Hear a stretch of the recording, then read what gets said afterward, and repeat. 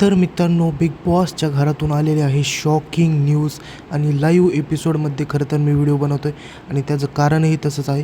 कारण आर्या जाधव ही बिग बॉसच्या घरातून बेघर झालेली आहे.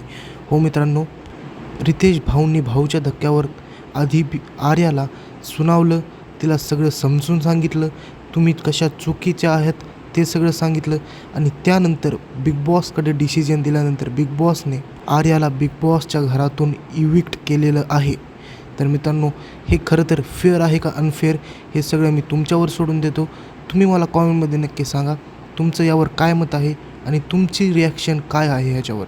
खरं तर मित्रांनो, जितकी चुकी ह्यामध्ये आर्याची होती तशा चुका निक्कीने आणि अरबाजने ह्याआधी खूप केलेल्या आहेत, पण त्यांच्यावर बिग बॉसने काहीच ॲक्शन घेतलेली नाही.